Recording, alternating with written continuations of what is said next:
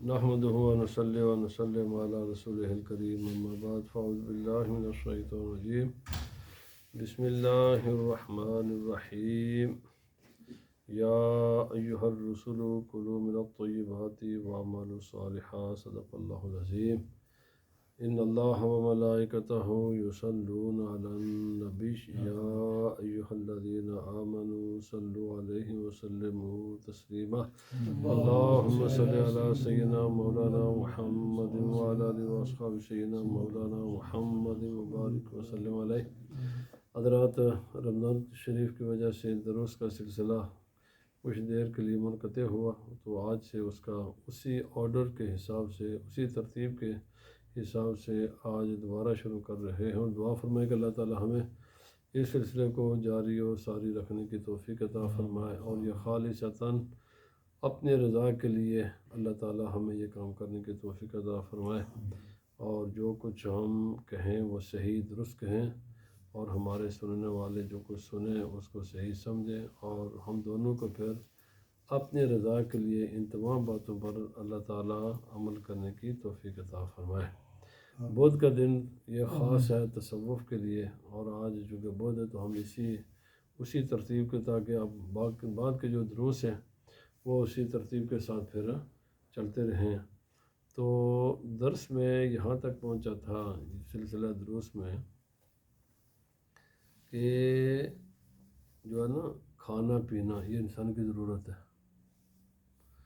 اور اسلام نے اس کو اگنور نہیں کیا۔ قرآن پاک میں بے شمار آیات ہیں جو صرف اسی سلسلے میں ہیں،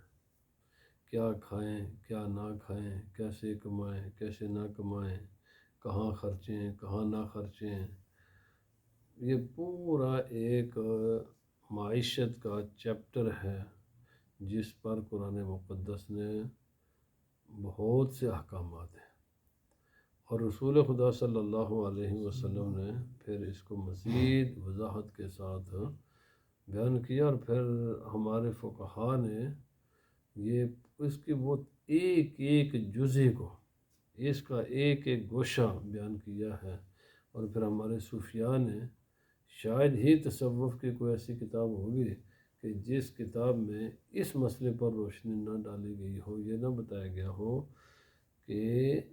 کھانا پینا یہ جو دنیا میں رہنے کے لیے جو اسباب ہیں ان کے ساتھ کیسے ڈیل کرنا چاہیے۔ تو انشاءاللہ یہ ایک اسلام کی بنیادی تعلیمات میں سے ایک تعلیم ہے، تصوف کی یہ ایک بنیاد ہے۔ تو فرمایا کہ چوتھی اصل یہ ہے کہ انسان کو علم ہو کلیجرلی کون سی چیزیں حلال ہیں، کلیجرلی کون سی چیزیں حرام ہیں، اور بہت سی چیزیں ہیں جو عام انسان فیصلہ نہیں کر سکتا کہ یہ جائز ہے یہ چیزیں ناجائز ہیں، کیونکہ اگر ایک حوالے سے ان کو سوچیں گے تو وہ نظر آئیں گے کہ یہ چیزیں حلال ہیں، وہی چیزیں اگر دوسرے حوالے سے سوچیں گے تو پتہ چلیں گے یہ حرام ہے۔ تو اب ایسی صورتحال میں عام انسان کے لیے پیچیدگی پیدا ہو جاتی ہے، فیصلہ کرنا مشکل ہوتا ہے، جس کی وجہ سے اگر وہ حقیقت میں چیز تو حرام کے قریب ہے لیکن اس کو حلال سمجھ کر کھائے، زندگی تو آسان ہو جائے گی لیکن آخرت تباہ ہوگی۔ اچھا، ایک چیز وہ حلال کے قریب ہے اور انسان سمجھے یہ حرام ہے، تو وہ آخرت کو بچاتے بچاتے اپنی دنیا کی زندگی کو مشکل کر لے گا۔ باتوں تو دو نہیں ہے نا جی، آخرت کو بھی درست کرنا ہے، دنیا کو بھی درست کرنا ہے۔ یہ تبھی ممکن ہوگا کہ جب انسان کو ان چیزوں کے بارے میں علم ہو کہ میں کہاں تک کسی مسئلے میں آگے جا سکتا ہوں اور کون سی باؤنڈری ہے کہ اس کے آگے مجھے جانے کی اجازت نہیں ہے۔ تو یہ ساری چیزیں نبی پاک صلی اللہ علیہ وسلم، اور یہ مسئلہ اتنا بڑا اہم ہے کہ قرآن پاک میں اللہ پاک نے فرمایا یا ایھا الرسل کلوا من الطیبات واعملوا صالحا۔ پیغمبروں کو خدا تعالیٰ نے حکم دیا ہے، انبیاء کو اللہ پاک نے حکم دیا ہے کہ حلال پاکیزہ طیب طاہر کھانا کھانا ہے اور اعمال صالحہ کرنے ہیں۔ تو کھانے کا ذکر اللہ تعالیٰ نے پہلے فرمایا ہے، اعمال صالحہ کا ذکر خدا تعالیٰ نے بعد میں کیا ہے، اور یہ حکم بھی انبیاء کو ہے۔ اگر انبیاء کرام کے لیے یہ احکام ہے تو پھر عام انسان تو خود ہی سمجھ جائے نا کہ یہ کتنا اہم مسئلہ ہے۔ اور نبی پاک صلی اللہ علیہ وسلم فرمایا طالب الحلال فریضۃ علی کل مسلم، رزق حلال کی تلاش یہ فرض ہے ہر مسلمان پر،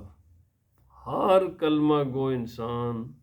ہر مسلمان، ہر مومن پر فرض ہے کہ وہ اپنے لیے حلال کا رزق تلاش کرے۔ تو اس لیے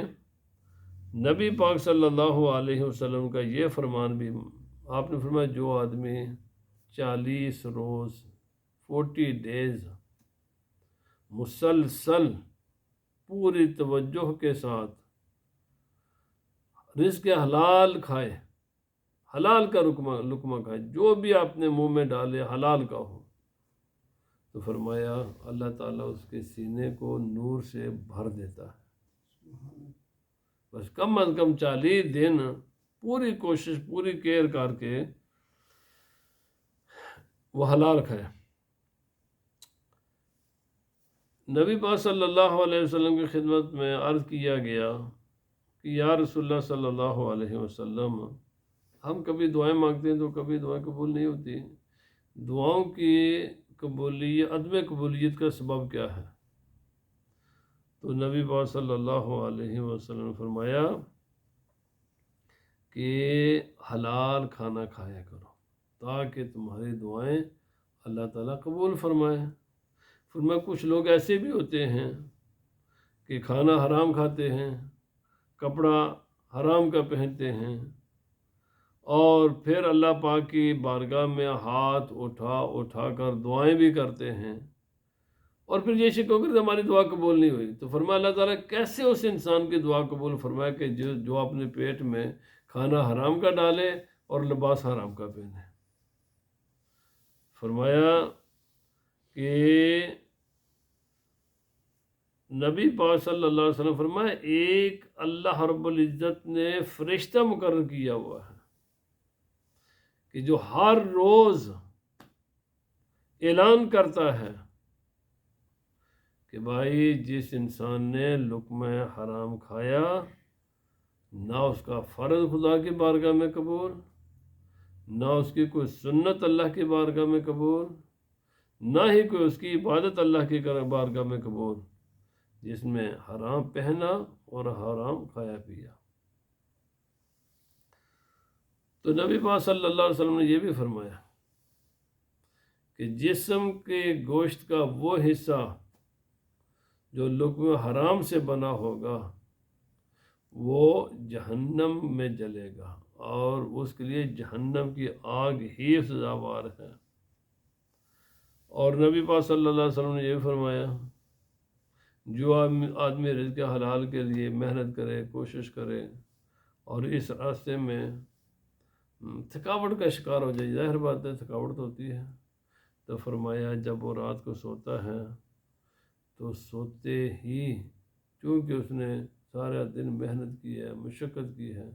اور فرمایا اب تھک ہار کر بیچارہ آ کر بیڈ پر سو گیا ہے، تو سوتے ہی اللہ تعالیٰ اس کے گناہوں کو معاف فرما دیتا ہے۔ پر یہ گناہوں کی معافی اس انسان کو ملتی ہے جو خوب محنت کے ساتھ اپنا رزق کمائے۔ اور فرمایا کہ جو انسان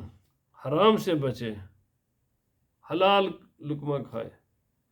اللہ تعالیٰ فرماتا ہے مجھے شرم آتی ہے کہ اس آدمی نے ساری زندگی لقمہ حرام سے بچتا رہا، حلال کھاتا رہا، اور محنت کرتا رہا، مشقتیں تکلیفیں برداشت کی ہیں اس نے،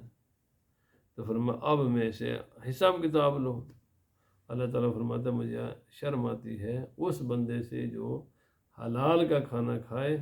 اور پوری محنت کے ساتھ، مشقت کے ساتھ یہ کام کرے۔ تو نبی پاک صلی اللہ علیہ وسلم فرمایا جو صدقہ انسان حرام کے مال سے کرے، حالانکہ کام اس نے کیا کیا ہے؟ صدقہ کیا ہے۔ کس سے کیا؟ حرام کے مال سے کیا، وہ صدقہ اللہ تعالیٰ کی بارگاہ میں قابل قبول نہیں ہوگا۔ وہ صدقہ جو حرام مال سے کیا جائے اللہ رب العزت کی بارگاہ میں قبول نہیں ہوگا۔ فرمائے دیکھتے نہیں ہو، یہ علماء فرمائے چابی ہوتی ہے نا، چابی تالے کھولتی ہے پر اس کے دندانے ہوتے ہیں۔ فرمایا دعائیں، عبادات، نیکیاں یہ خدا تعالیٰ کے رحمت کے دروازے کھولتی ہیں اور جہنم کے دروازوں کو بند کرتی ہیں، عذاب کے دروازوں کو بند کرتی ہیں، مگر اس کے دندانے بھی ہیں۔ اور فرمایا اس کا دندانہ رزق حلال ہے۔ جو انسان نیکی کرے لیکن ساتھ حلال کا خیال رکھے، حرام سے بچے، حلال کھائے، تو فرمایا اس کے لیے پھر جنت کے دروازے کھولتے ہیں، جہنم کے دروازے بند ہوتے ہیں۔ تو اللہ تعالیٰ کی بارگاہ میں دعا ہے کہ اللہ تعالیٰ ہمیں ان ارشادات و فرمودات کو صحیح طریقے سے سمجھنے کی توفیق عطا فرمائے کہ انسان تھوڑا کھا لے، صبر شکر کر لے، لیکن جو بھی کھائے حلال کھائے، حرام سے بچے۔ تو اللہ تعالیٰ ہم سب کو ان ارشادات و فرمودات کو اور قرآن تعلیمات کو اللہ تعالیٰ سمجھنے کی توفیق عطا فرمائے۔ وما علینا الا البلاغ۔